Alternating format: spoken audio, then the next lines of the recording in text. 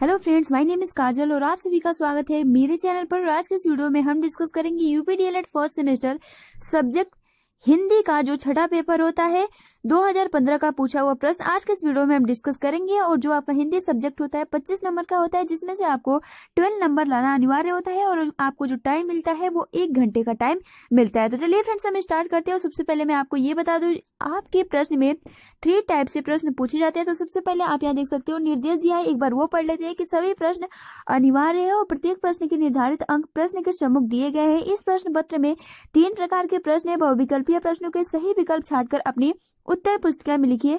अति लघु उत्तरीय प्रश्नों के उत्तर लगभग 30 शब्दों में और लघु उत्तरीय प्रश्नों के उत्तर लगभग 50 शब्दों में देना होता है। तो ये रहता है पूरा प्रक्रिया। ठीक है, तो चलिए फ्रेंड्स हम स्टार्ट करते हैं और आप अच्छे से नोट्स बनाते चलिएगा, क्योंकि हम 2015, 2016, 2017, 2018, 2019 सभी पेपर इस चैनल के माध्यम से आपको प्रोवाइड करने वाले हैं। तो चलिए स्टार्ट करते हैं। सबसे फर्स्ट आपका प्रश्न है कि ह्रस्व स्वर कौन सा नहीं है। ठीक है, 1 नंबर का होता है। तो ऑप्शन ए अ, ऑप्शन बी ई, ऑप्शन सी उ और ऑप्शन डी आ।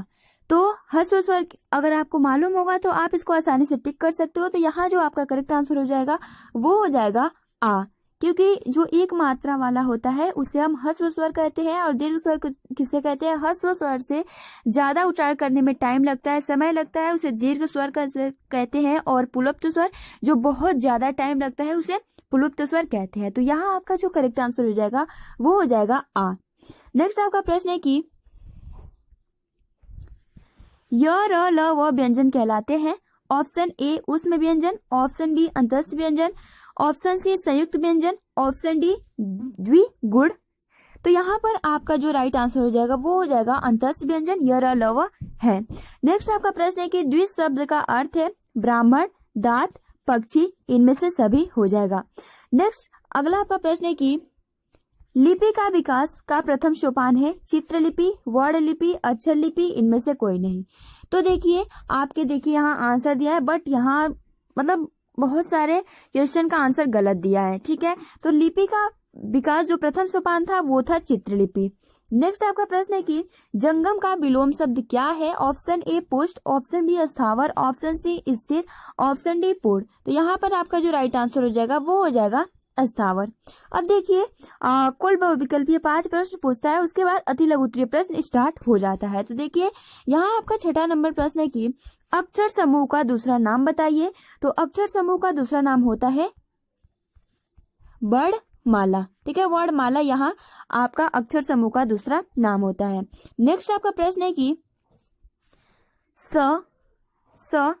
और स ह किस प्रकार के व्यंजन है।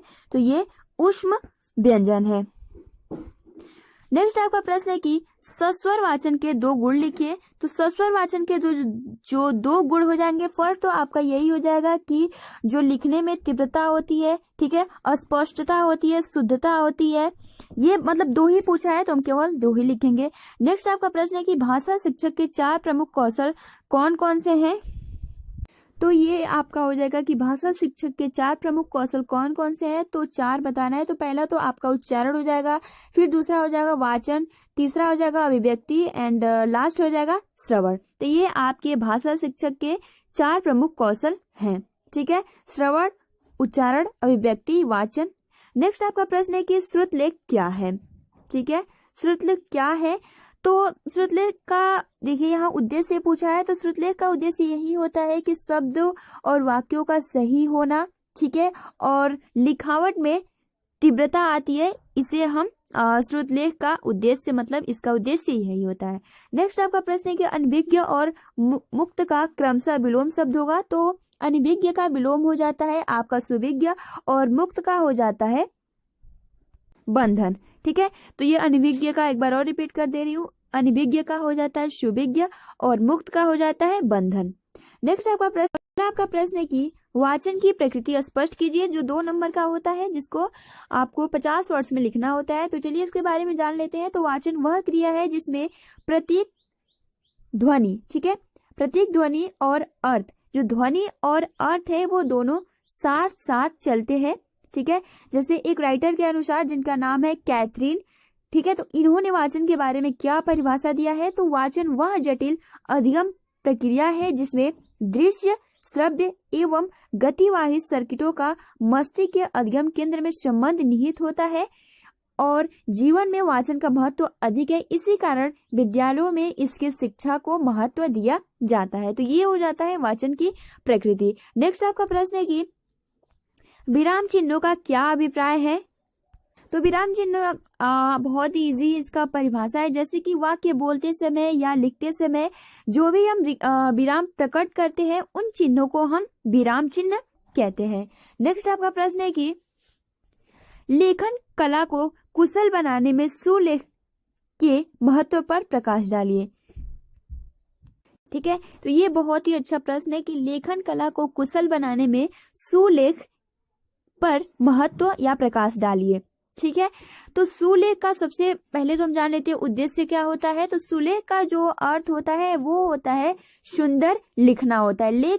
लेखन कला को कुशल बनाने में सुलेख का बहुत महत्वपूर्ण योगदान होता है, क्योंकि सुंदर अक्षरों में लिखे हुए वाक्य पढ़ने में, समझने में एवं देखने में अच्छे लगते हैं। जैसे कि बापू महात्मा गांधी जी ने इसके बारे में बोला है कि भद्दा लेख अधूरी पढ़ाई की निशानी है, अतः लेख सदैव स्पष्ट और शुद्ध होना चाहिए। शुद्धता को प्रथम वरीयता देनी होगी, तत्पश्चात अस्पष्टता और सफाई का महत्व है। तो ये हो जाएगा लेखन कला को कुशल बनाने में सुलेख का महत्व। नेक्स्ट अगला आपका प्रश्न है कि आक्षरिक लिपि से आप क्या समझते हो।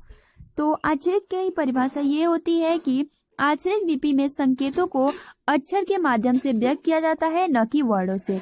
जैसे कि आपको पता है कि मान लीजिए आपका व्यंजन क है, तो क किसको किसको मिलाकर बना है, तो क हलंत प्लस अ को मिलाकर पूरे क का निर्माण हुआ है। तो इसलिए इसमें दो ध्वनियां हैं। इस लिपि को वैज्ञानिकता में यह एक दोष कहा जा सकता है, तो इससे ही आक्षरिक लिपि कहते हैं। नेक्स्ट आपका प्रश्न है कि पूर्ण विराम एवं अल्प विराम में अंतर स्पष्ट कीजिए। तो पूर्ण विराम और अल्प विराम क्या है। पूर्ण विराम तो आपको पता है कि जैसे कि आपका ये पूर्ण विराम हो जाता है, और अल्प विराम किसे कहते हैं, तो इस कॉमा को हम अल्प विराम कहते हैं। तो सबसे पहले पूर्ण विराम की परिभाषा क्या होती है, अल्प विराम की परिभाषा क्या होती है, ये जान लेते हैं। तो पूर्ण विराम की परिभाषा ये होती है कि वाक्यों की समाप्ति पर पूर्ण विराम का प्रयोग किया जाता है, और अल्प विराम की परिभाषा ये होती है कि लिखते समय अथवा बोलते समय जब एक शब्द को दूसरे शब्द या एक वाक्य को दूसरे वाक्य से पृथक करने के लिए थोड़ा रुकने के लिए हम इस चिन्ह का प्रयोग करते हैं। तो ये हो जाएगा पूर्ण विराम एवं अल्प विराम में अंतर। नेक्स्ट आपका प्रश्न है कि अगला आपका प्रश्न है कि अशुद्ध उच्चारण में किन्हीं 5 कारणों का उल्लेख कीजिए। कौन से ऐसे कारण है जिससे अशुद्ध उच्चारण होते हैं। तो फर्स्ट आपका तो यही हो जाएगा कि उच्चारण के साधारण नियमों का ज्ञान न होना। सेकंड आपका हो जाएगा कि शारीरिक विकृतियां जैसे कि होश, दंतच्छेद, कोमल तालु अभाव, कुछ कमी होने के कारण हम शुद्ध उच्चारण नहीं कर पाते हैं। फिर आपका हो जाता है ध्वनि प्रकृति, किसी ध्वनि का बहुत ज्यादा और बहुत कम उच्चारण करना।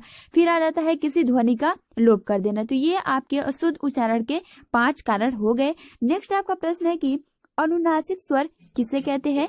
तो अनुनासिक स्वर जैसे कि जब हम मुख द्वार बंद करके खोला जाता है, ठीक है, जब से मतलब मुख द्वार जो आपका मुंह होते हैं वो बंद करके जैसे ही खोलते हैं, किंतु साथ ही नासिका वियर भी खुला रहता है, इससे जो स्वर निकलते हैं वे अनुनासिक स्वर कहते हैं। एक बार और रिपीट कर देती हूँ कि जब मुख द्वार बंद करके खोला जाता है किंतु साथ ही नासिका वियर भी खुला रहता है जैसे नाक, ठीक है, तो इससे जो स्वर निकलते हैं वे अनुनासिक स्वर कहलाते हैं। जैसे कि आपका जो ड हो गया, न हो गया, ये सभी क्या है, अनुनासिक स्वर थे। तो ये 2015 के बहुत ही इजी प्रश्न पूछे हुए थे। तो फिलहाल आज के इस वीडियो में इतना ही, जो इसका पीडीएफ है मैं टेलीग्राम पे शेयर कर दूंगी।